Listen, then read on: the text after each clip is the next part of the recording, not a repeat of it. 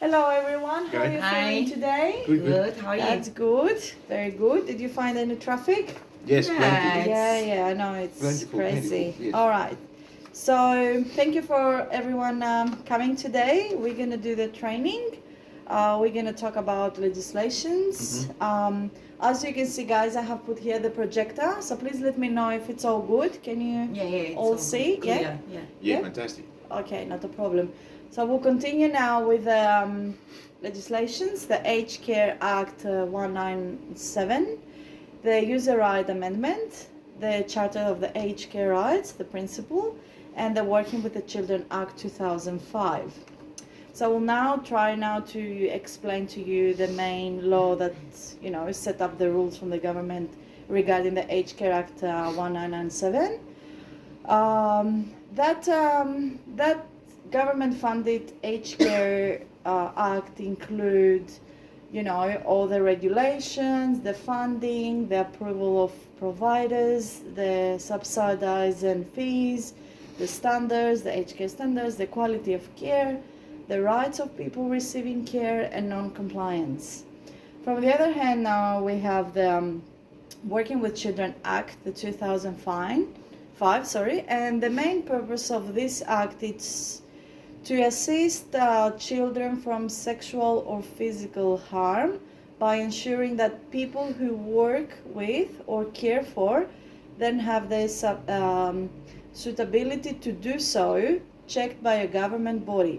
This act amends the Sentencing Act, the 1991, to prevent sentencing courts from having regard to any consequences that may arise under this act, and amends Schedule 1 to that act to broaden the range of sexual offenses which may cause an offender to be treated as a serious sexual offender under that act.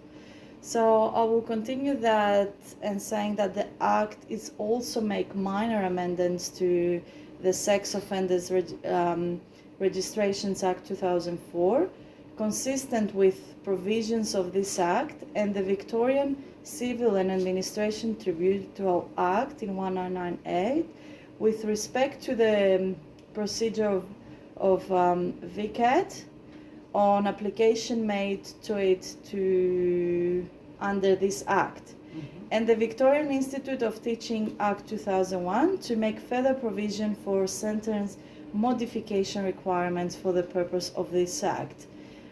Are you okay with this? Yes. So far? Yes. Yeah. So we continue with the aged care transitional provisions to the Act 997. That it's this act, its allocations, the principle from 2014, all of them, the approval of care recipient principles, the approved provider principles, classification principles, committee principle, the complainant principle.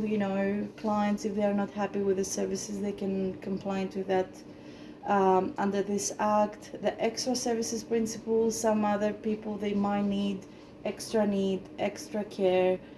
Also the fees and payment principle in the aged care under the home care package funds usually.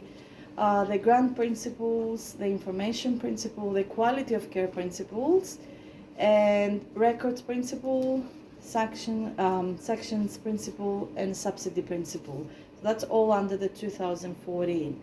And I will continue with the best practice and standard of practice. So the aged care, the best practice, it's a commitment to providing the best quality care for older Australians. The standards of practice is the standard 1, which the consumer dignity and choice. That is the care of all the aged care standards. It's the recognize the person as able to choose, and this includes decisions about how they live until their death. So the client making their choices, the client choose the services they want under their needs and what it's suitable for them for daily life. So you can find out why consumer choice and person-centered care matter in the standard summary dignity and choice.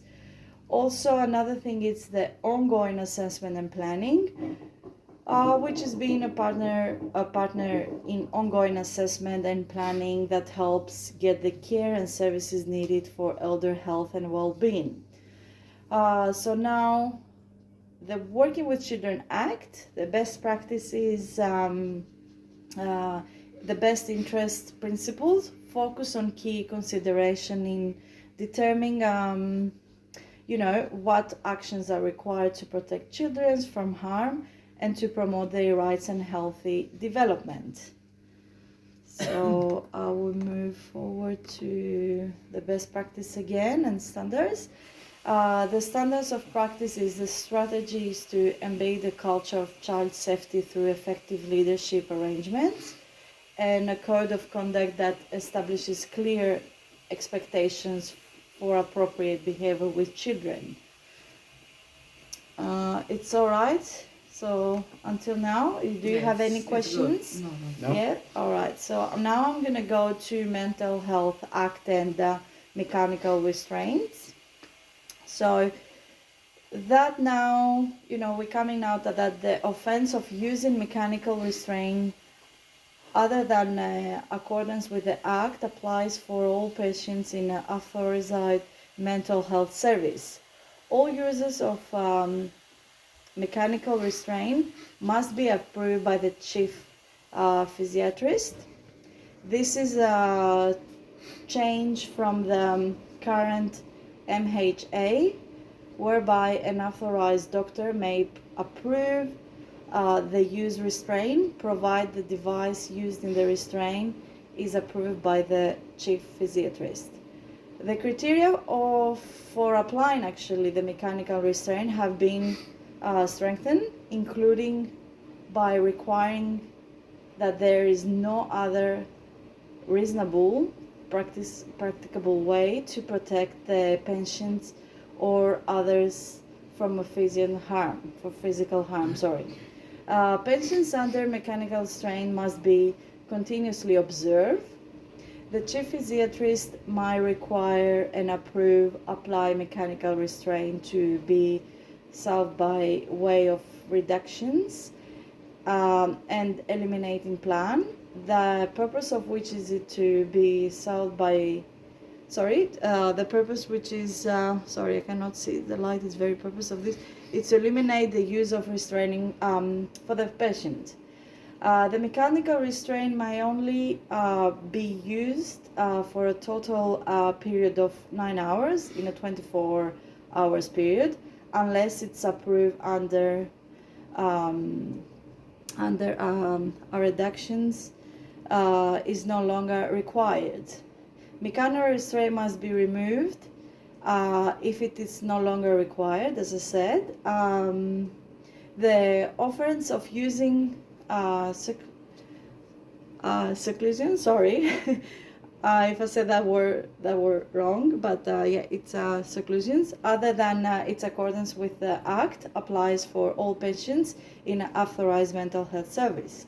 The chief physician might give an authorization mental health service written directions about to use seclusions. This might include that seclusions only be used under an approved reductions and limitation plan. Any questions so far before we go to the policies? No, good. Is that a new law, is it? Yes, that's correct. That's Okay. a new one. So we'll go and read that one. As you can see in the PowerPoint, 1 is the policy, 2 is the procedures, 3 is the purpose of records, 4 is access to client record, 5 is disclosure of client information, 6 is record retention period, and 7 is client record disposal. All right. Okay. So I'm going to read now the reach out services policy. Mm-hmm. That policy will apply to clients, stakeholders, and staff reach out services. Reach out services is committed to collecting, keeping, and disposing of clients' records in a way to protect our clients' privacy, ensures their confidentiality. It's maintained and enables us to provide the most appropriate service to each client.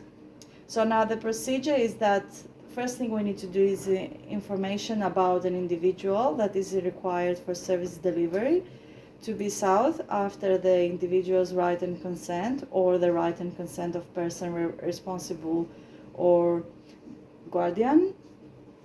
They must probably have the power of attorney. The second is for each client, the organization will create individual records and accurately record all relevant personal, medical, and services provision information. Also, we continue with the purpose of client's record. Of course, we're doing that to ensure the existence and the information based to facilitate identification, implementation, and delivery of quality services, to maintain documentations of a legally acceptable standard, to maintain records about each client and service provision, to provide information for reporting purposes. Also, we have access to client's record, as all client's information is confidential. All client's record will be stored in a secure environment at all times. Only authorized staff will be control access to client information records. Client records are the property of the organization, but clients might have supervised access to their own record following a written request, of course, either by mail or electronically, and authorization by the general manager. Also, the organization has the right to refuse client access to records or restrict their access to specific parts of the records on the following circumstances. Accessing the records would pose a serious and immediately threat to the well-being of the client. Accessing the record will cause unreasonable impact on the privacy of others. Accessing of records will be prejudice to investigation of suspected unlawful activity. Accessing of records has unreasonable purpose. Also, the law required or has requested denial of access to the records. So now we're going to go to the disclose of client information. The information contained in a client's record will only be disclosed with the right and consent of the client or parent or legal guardian, specifying the information that is to be released. Expect from non-identifying data required by funding bodies and by the government department for planning purposes. The organization is obligated to disclose information about the client with or without the client's consent where prescribed as a legal requirement. So now the record retention period. The retention period of organization's client's record is the following. So child records will be retained under the client reached 25 years old of age. Adult record will be retained for 10 years after the last contact. The records of the deceased child and adult clients will be retained in accordance with legislative requirements for 7 years after death. And then the client's record disposal following the expirations of the appropriate record retention period. The paper file will be shredded under secure conditions. The organization's computer record detailing basic information about the client and relevant details of service delivery will be retained in a secure environment as a permanent services record. So that's now our policy, our record keeping policy. Do you have any question? Do you want me? So they put some more years than it was before. Yes, that's right. Yeah. Okay. Yep. So, yep. Yeah, it's not. So let's keep on following that from now on. Yes, Yeah. so we're going to Yeah. keep following that from Alright. now on. That's correct. Mhm. So, as we said, sharing information between colleagues. So, between care workers are not permitted to share information between them, rather than that they should receive all the information needed from their team leader or, services coordination team leader. The communications of private and confidential information is prohibited unless it is it is going to direct cause a care or duty attendance failure situation. Case managers and caseworker are not to share any information about clients. Clients should directly inform the case manager about their needs and inquiries. Okay? Yeah, right. Is that clear? Because that's very important. Yeah? Yeah, I suppose so. Yeah. Yeah? Okay, cool.